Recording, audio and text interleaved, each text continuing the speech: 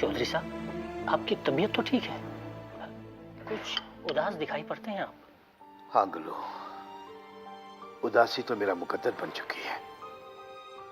दानिश ने मुझे जिंदगी के ऐसे दो राहे पे लाकर खड़ा कर दिया है, जहां एक तरफ इस्तराब का अंधेरा और दूसरी तरफ पशेमानी की घुटन है। लेकिन दानिश साहब तो आपके लायक और फर्मा बरदार फर्जंद है। गुल्लू, तुम्हें नहीं मालूम,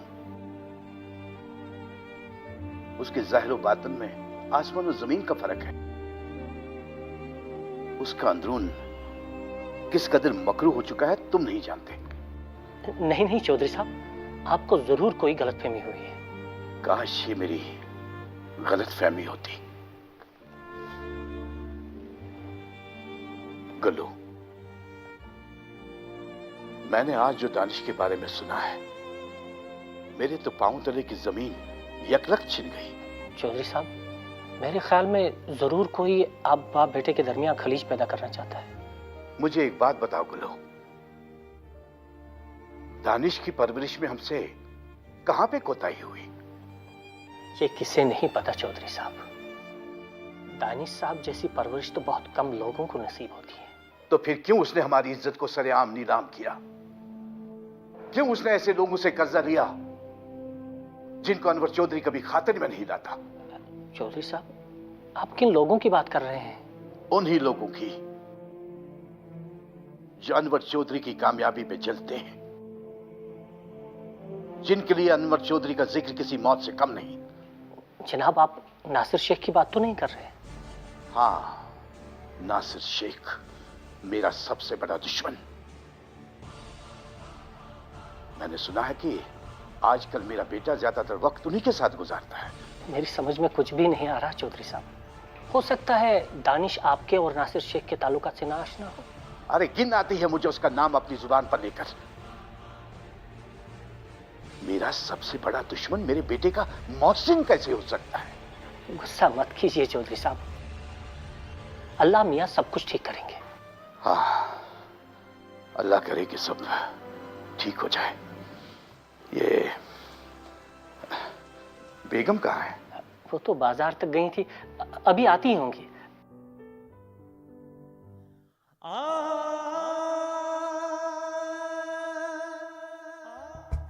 बस कादर मियां, बस तुम देखते जाओ।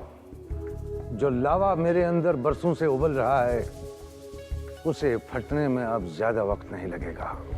नासिर साहब, आप भी कमाल के खिलाड़ी हैं। बाजी तो ऐसे खेलते हैं, सामने वाला खिलाड़ी बस देखता रह जाता है।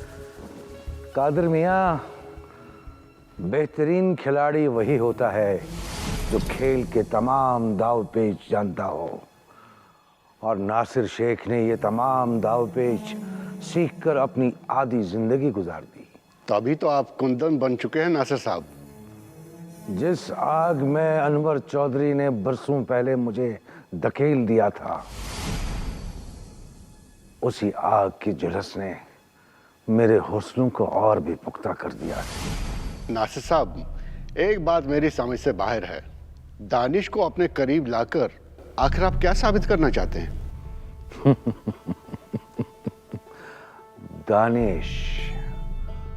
दानिश उस मंजिल तक पहुंचने की राह है जिसे पाने के लिए नासिर शेख ने अपनी तमाम उम्र सर्फ कर दी। नासिर साहब, आपका मंसूबा तो किसी बड़ी तबाही की तरफ इशारा कर रहा है।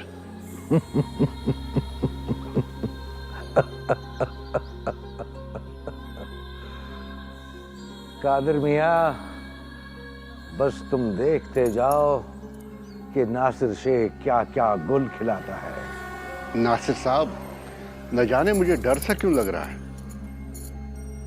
कादिर मियाँ, जिस इंसान ने अपने अंदर डर को जगा दी वो कभी कामयाब नहीं हो सकता। कहते हैं ना, जो डर गया समझो।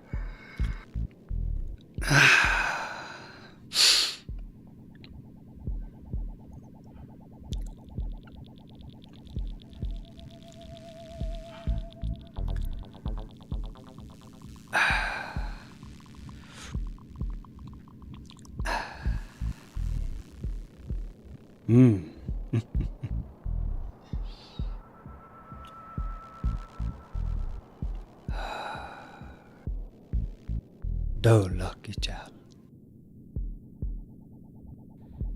मेरी भी 2 लाख की चाल।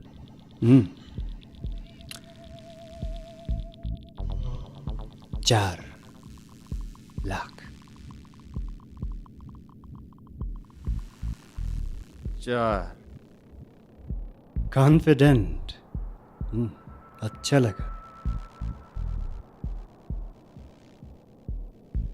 मेरा भी सारा। शो।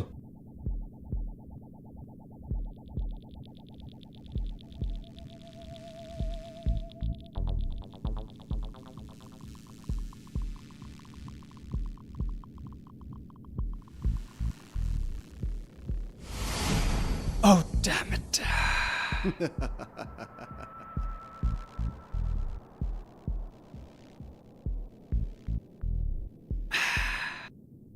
हाँ, किधर? नहीं, तुम इस तरह से नहीं जा सकते। क्यों? तुम्हारे पास जितना भी पैसा था तुम सब हार गए। शायद तुम भूल गए हो कि मैं इस शहर के रईस अनवर चौधरी का बेटा हूँ। देखो दानिश, मैं जानता हूँ तुम एक करोड़पति बाप के बेटे, मगर तुम सब कुछ हार चुके हो और मैं जीत गया।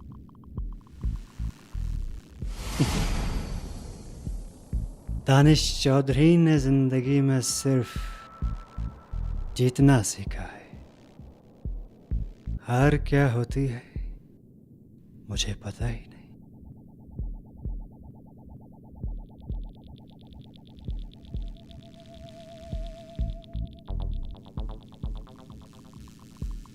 तो ले आओ और पैसे, खेल जारी रखेंगे।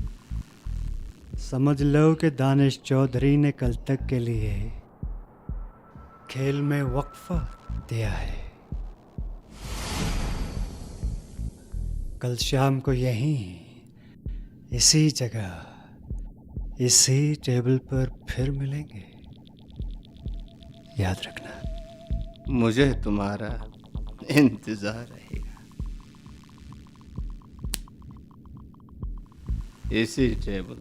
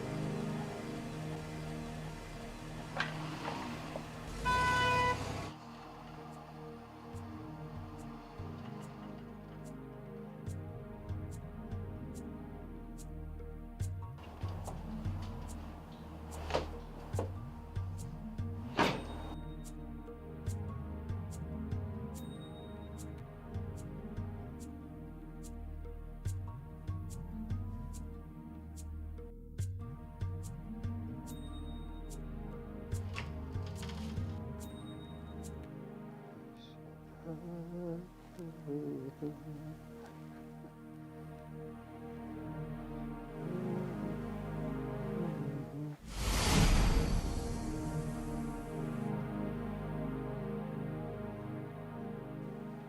शराब पी रखी है, तुम्हें शर्म नहीं आती? शर्म? किस बात की शर्म मम्मी? शराब पीना शर्म की बात नहीं है। हाँ, अगर एक अमीर बाप की औलाद खाली जेब मारा मारा फिरे तो बड़ी शर्म की बात हो जाती। तुम्हारे कहने का मतलब क्या है? मैं कुछ समझी नहीं।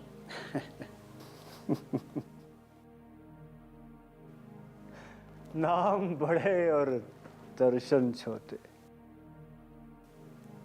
अम्मी, मैं अपनी बात कर रहा हूं। अनवर चौधरी का बेटा मोहताज है। मोहताज है अम्मी, मोहताज। नानिश, तुम्हें किस बात ने मोहताज बना दिया है? सब कुछ तो है तुम्हारे पास।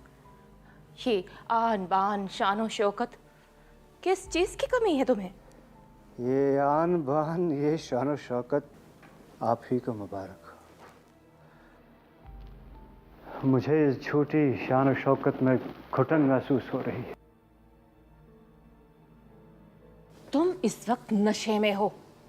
तुम्हें खुद नहीं मालूम कि तुम क्या अनाप शनाप बोल रहे हो। ना मैं नशे में हूं और ना अनाप शनाप बोल रहा हूं। अम्मी, मैं एक अमीर बाप का बेटा होकर भी गरीब हूं। गरीब हूं अम्मी, गरीब। गरीब हूं अम्मी, गरीब हूं अम्मी।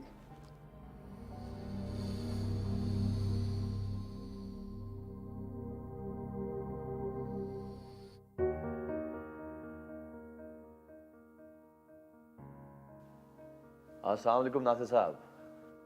हाँ, वालेकुम सलाम सोहेल मियाँ, कैसे हो? मैं तो बिल्कुल ठीक हूँ नासिर साहब, लेकिन हालात बद से बदतर होते जा रहे हैं। गोया के तीर निशाने पर लग चुका है।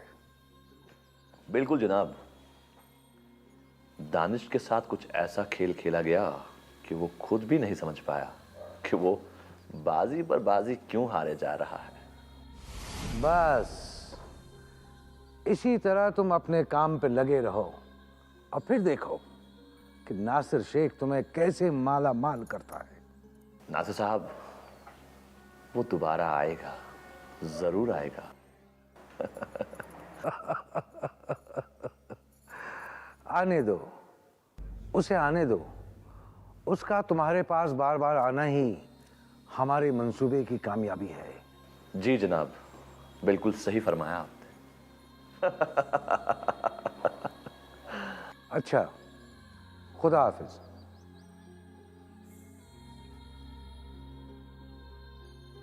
दानिश, दानिश।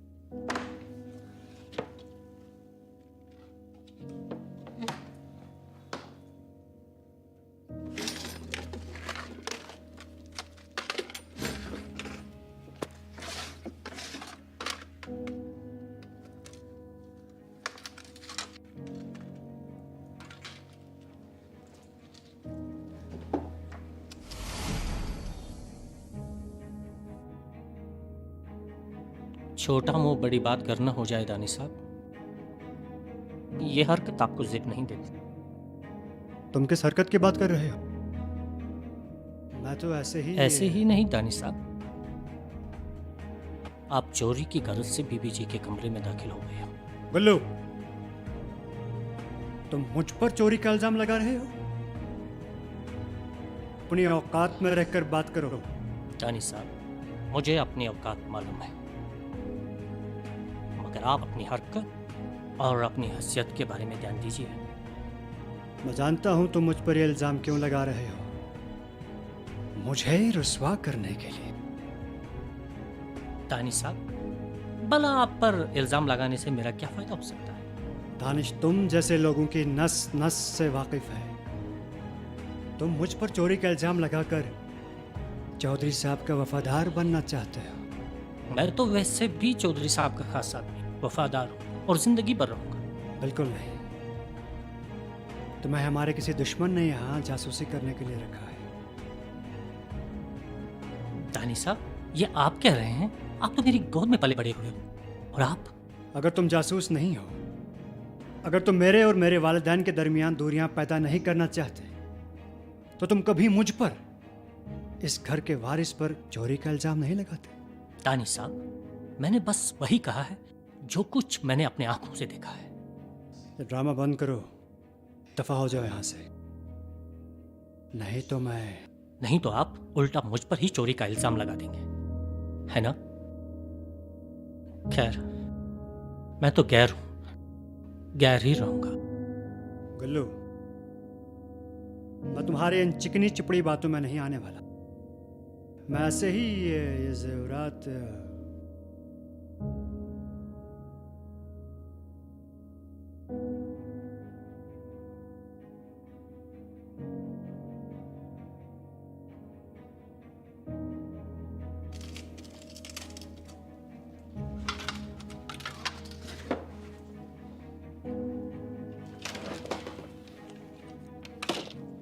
आम लोगों की नजरों में पुलिस की अब कोई इज्जत नहीं रही है। पिछले 1 महीने में शहर के मुख्तलिफ इलाकों में 3 अलग अलग वारदातें रोनमा हुई हैं और अभी तक आप लोगों को कोई सुराग तक नहीं मिल पाया है। मुझे कोशिश नहीं, नतीजा चाहिए, नतीजा। आपको शायद इस बात का अंदाजा नहीं कि लोग कितने खौफजदा हो चुके हैं। दरअसल लोगों का एतमाद हम पर से उठ चुका है। हमें सबसे पहले उसको बहाल करने की जरूरत है। हमें कुछ ऐसा करना चाहिए जिसे लोग पुलिस को अपना दोस्त समझने लगे, ना कि डंडे और गोलियां चलाने वाली एक फौज। हमें लोगों के साथ नरमी से पेश आना चाहिए, तभी तो वो आप पर भरोसा कर पाएंगे। खैर, मैंने फैसला लिया कि इस केस की तहकीकात क्राइम ब्रांच से करवाऊं और इस सिलसिले में एक काबिल और ईमानदार अफसर को बुलाया है। मुझे पूरी उम्मीद है कि वो इस केस को सुलझा पाएंगे।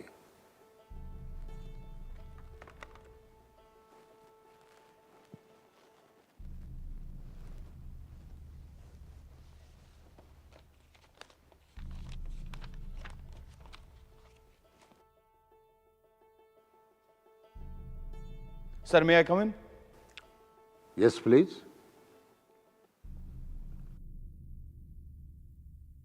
सर, ये कुछ फाइलें हैं जो आपने मंगवाई थी। रख लो, आप जा सकते हो। और हाँ सुनो, हमने क्राइम ब्रांच से एक सीनियर अफसर को बुलाया है। सर, आप उसके साथ रहोगे और पूरा पूरा कोऑपरेट करोगे। Sir. Now you can go. Sir.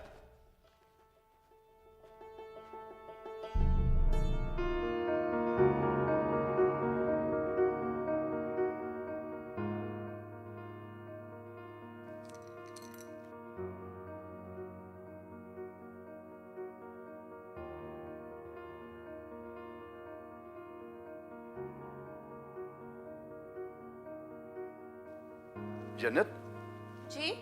गुल्लू कहाँ चला गया? उससे कहो कि जरा चाय लेके आ जाए। जी ठीक है, मैं अभी भिजवाती हूँ।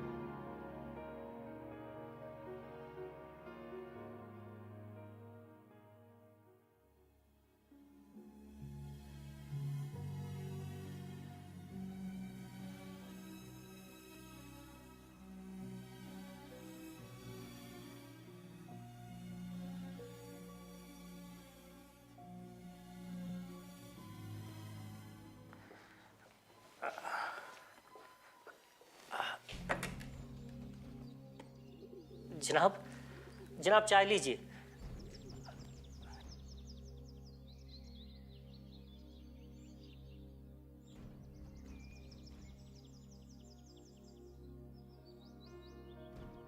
गुल्लू, जी।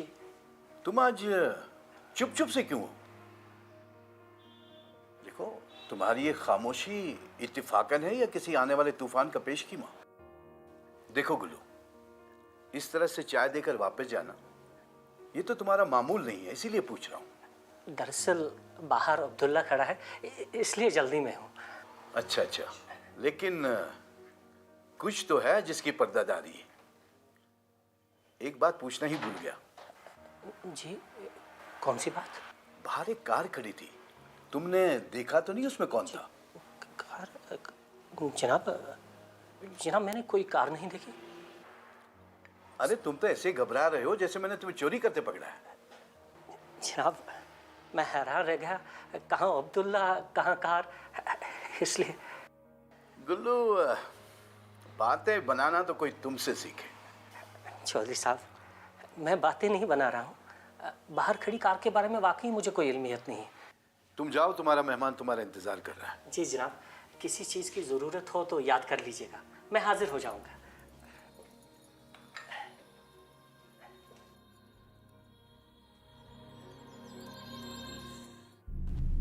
सो मिस्टर ताहिर, लीजिए ये फाइल। ये वो फाइल है जिसमें सारी तफासिल दर्ज है, और ये उस केस की फाइल है जिसके लिए आपको खास तौर से यहां बुलाया गया है। मुझे पूरी उम्मीद है कि आप अपनी काबिलियत और ईमानदारी का भरपूर सबूत देंगे। यकीनन सर, मैं आपको शिकायत का कोई मौका नहीं दूंगा। मैं जिस काम के लिए आया हूं उसे अपने मंतकी अंजाम तक पहुंचा के रहूंगा। सर, आप बिल्कुल बेफिक्र हैं। मैं पुलिस महकमे पर कोई आंच नहीं आने दूंगा, ये मेरा वादा है। सर, आज रात में ये फाइल पढ़ूंगा और कल सुबह आपसे फिर मिलूंगा। जरूर, आप कभी भी मेरे साथ बात कर सकते हैं, चाहे फोन पर या मेरे ऑफिस चैम्बर में आकर। वैसे मेरे घर के दरवाजे भी आपके लिए हमेशा खुले हैं। सर, बहुत बहुत शुक्रिया। और हाँ, मैंने आपके साथ 2 और अफसरों को रखा है, इंस्पेक्टर करीम खान और असगर खान। वो दोनों अफसर इस केस के बारे में काफ़ी जानकारी रखते हैं। Okay sir, I will take care of this.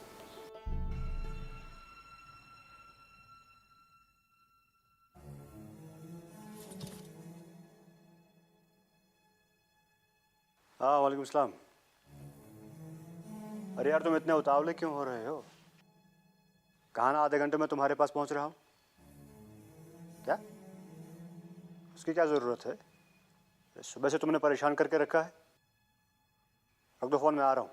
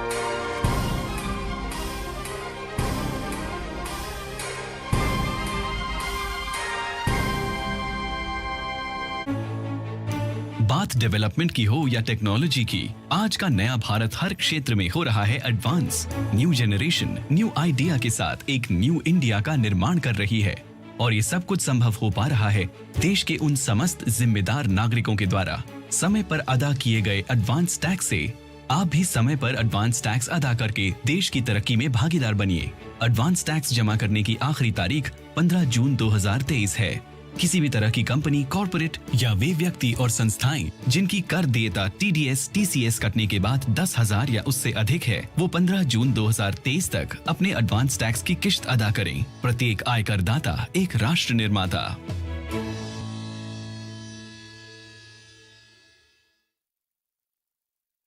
Upcoming all together with the brand new episodes of Waqt Ka Taste Hai. Food for the soul.